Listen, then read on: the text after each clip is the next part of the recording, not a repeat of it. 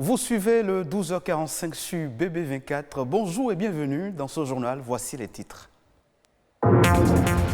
La pandémie de coronavirus ne freine en rien les consultations prénatales. Le suivi gynécologique des femmes enceintes se poursuit dans les centres de santé, mais des mesures sont prises pour préserver la santé de la mère et du fœtus.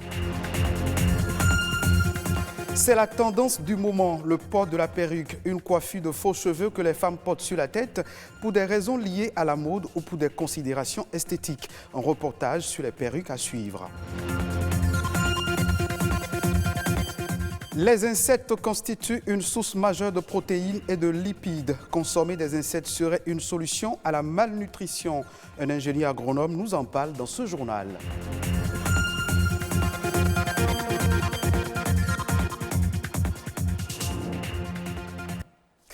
Devant l'inquiétude que génère l'épidémie de coronavirus, les femmes enceintes bénéficient toujours d'un suivi normal de grossesse et les parturientes ayant besoin de consulter un gynécologue pourraient le faire, mais en respectant les mesures barrières contre le coronavirus. C'est ce que nous ont confié deux gynécologues obstétriciens rencontrés à Cotonou. Le reportage. Pour freiner la propagation du coronavirus, c'est le geste le plus simple à adopter. Se laver les mains suffisamment longtemps avec du savon. Ici, ce gynécologue obstétricien donne l'exemple. Un geste obligatoire pour toutes les femmes enceintes qui viennent en consultation dans son cabinet. Vous devez laver les mains obligatoirement. Après les avoir lavé la main, on vous prend la température. La distanciation de 1 mètre, 1,50 m est obligatoire. Même quand vous venez en couple. Et quand on prend la température, 99,99%, c'est normal. Mais quand ce n'est pas normal, il y a des questions qu'on doit poser. C'est-à-dire, il y a des fiches à remplir. Est-ce que depuis quand vous avez la fièvre? Est-ce que vous venez d'un voyage? Est-ce qu'autour de vous, il y a des gens qui ont... Il y a des questionnaires à remplir. Mais jusque-là, on n'a pas eu ça. Si dans son cabinet médical, ce professionnel de la santé n'a pas encore enregistré de porteur du coronavirus, le nombre de patients en consultation a toutefois considérablement baissé de plus de la moitié. Le nombre a beaucoup diminué, je peux dire du tiers. Actuellement, on a à peine le tiers de ce que nous avons l'habitude d'avoir. Les accouchements n'ont pas changé, les interventions n'ont pas changé, mais au niveau des consultations, ça a beaucoup diminué. Conséquence, le suivi des femmes enceintes est au ralenti. Le cabinet fonctionne désormais au rythme imposé par le coronavirus. Ziad est aussi gynécologue. Plus aucune patiente ne peut venir se faire consulter chez lui sans porter son masque de protection. Puisqu'il faut veiller à la bonne santé des futures mères, il prend plus de précautions. Avant tout examen, on va se laver les mains ou on va utiliser le gel hydroalcoolique, mais en général, moi, je préfère les laver.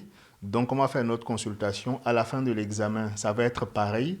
Si on utilise, par exemple, l'échographe, on va faire une stérile systématiquement comme c'est demandé.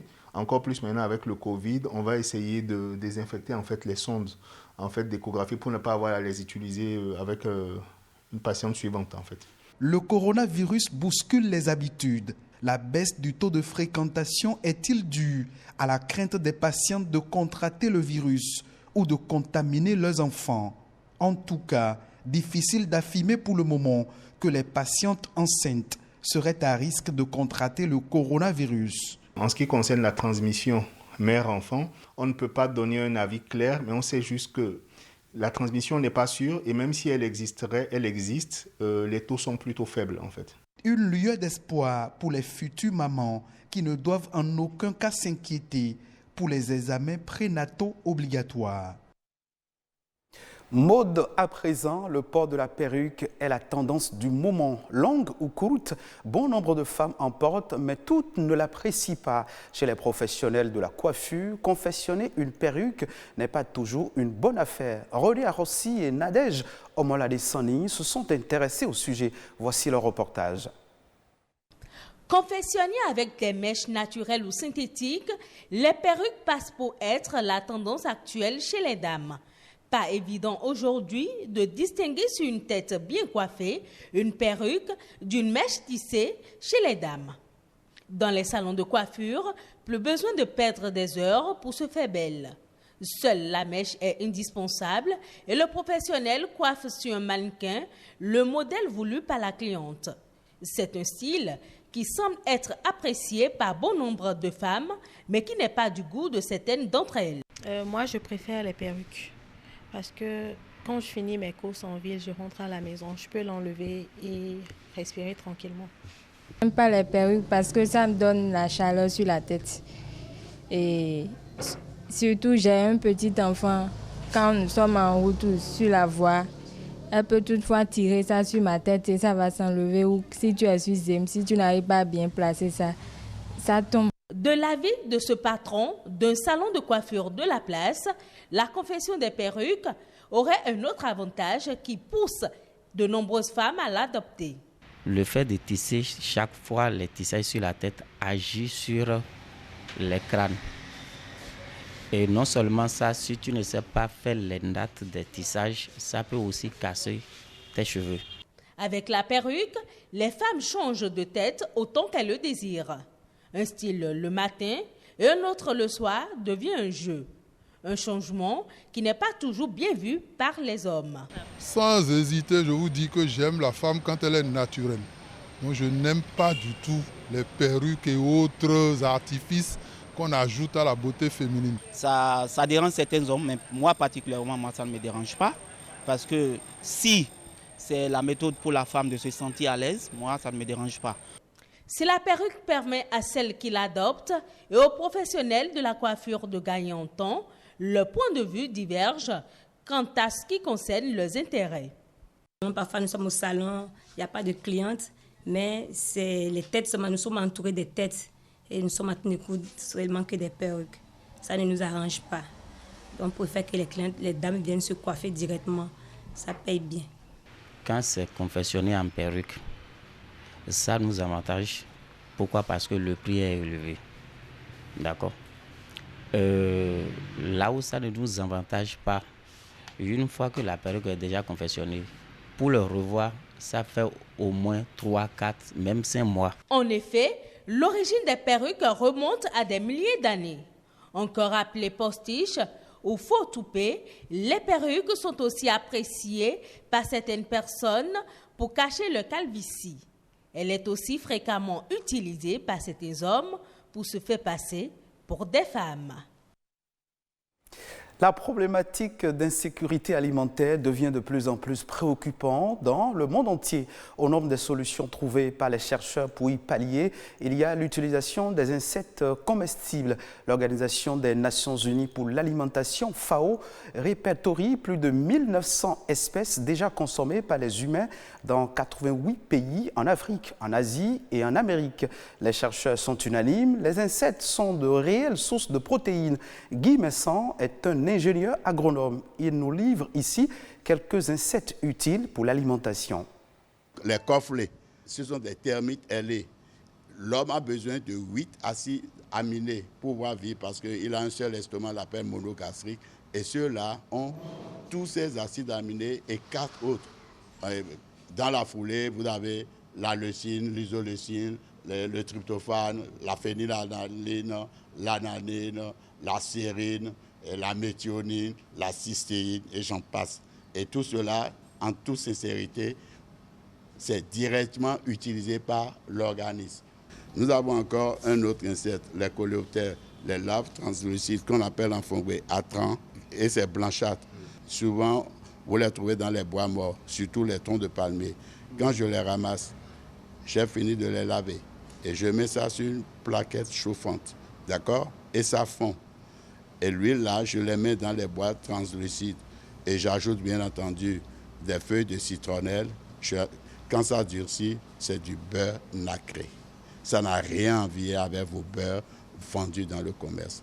Les asticots, les larves de mouche, et en fongoué, on dit oui. Ceux-là, vous les donnez à nos poulets, d'accord? Si avant, ça pondait que 8 œufs, c'est multiplié par 2, ça va te pondre 16 œufs, d'accord? Mais une fois que elles ont pondu dans une denrée périssable, cette fois-ci, ça devient de la matière organique pour le sol. Vous allez fertiliser le sol avec. ou bien vous allez utiliser ça pour aller encore faire de la pêche, par exemple nos pêches de blolo, tchan, fin, tu vois, non, aboli, tumvi, tout cela, les retrous. Les faits marquants de l'actualité à présent, La Nation en bref, c'est une compilation réalisée par Ulvaeus Balogun.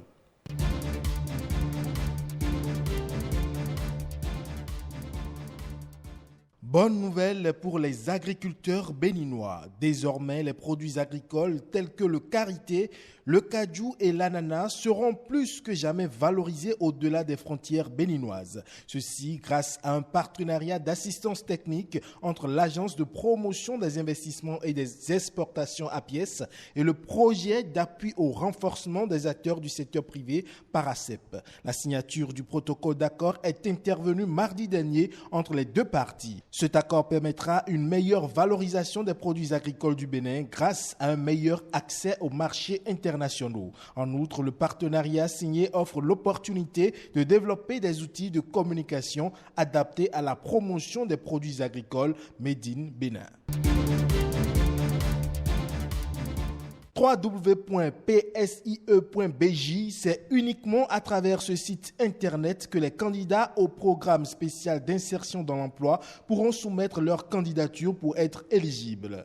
D'un montant global de 40 milliards de francs CFA, ce programme est une initiative du chef de l'État dont l'objectif est d'améliorer l'employabilité des candidats en vue de leur insertion professionnelle durable grâce aux actions d'immersion et d'encadrement et de soutenir les entreprises en leur fournissant une ressource humaine fraîche de premier choix.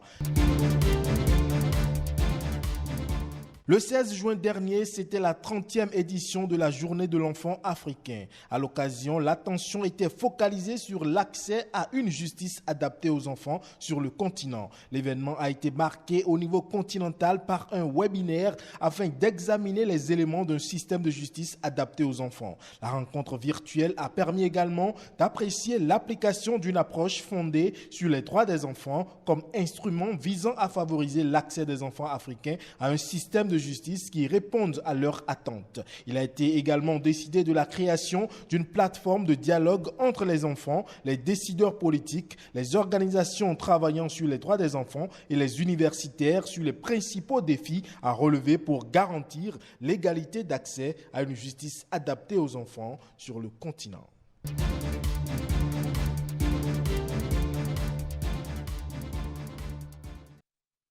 Frontières, le Sénégal enregistre la création de 3 nouvelles aires marines protégées. Cela s'inscrit dans une dynamique de sauvegarde de la biodiversité au niveau national. À ce jour, le Sénégal est à 2% de création d'aires marines protégées. La précision dans ce reportage. Le Sénégal dispose désormais de 14 aires marines protégées.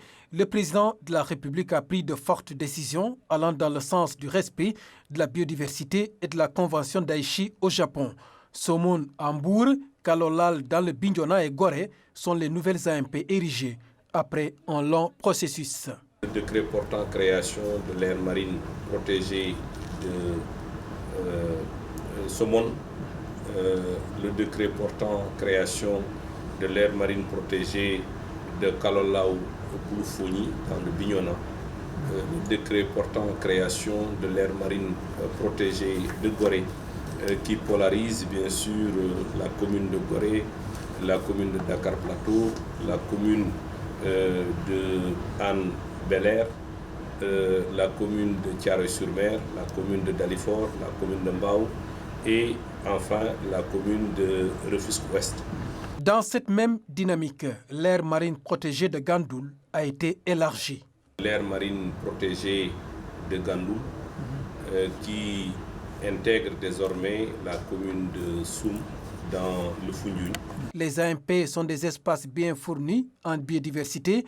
Leur gestion communautaire est une priorité pour la tutelle. C'est d'abord permettre un appui au développement des initiatives communautaires pour assurer une gestion durable des pêcheries, mais également des stocks de poissons. L'autre aspect, c'est bien sûr la préservation et la conservation de la biodiversité. qu'elles soient animales ou végétales. Les communautés concernées par ces nouvelles créations en matière de conservation de la biodiversité seront saisies prochainement par le ministère de l'Environnement. En procédant de la sorte, le président de la République renforce le réseau des aires marines protégées du Sénégal. Ce sera tout pour cette session d'information. Merci de votre fidélité. Vous pouvez suivre ce journal sur le site de l'ORTB, www.ortb.bj.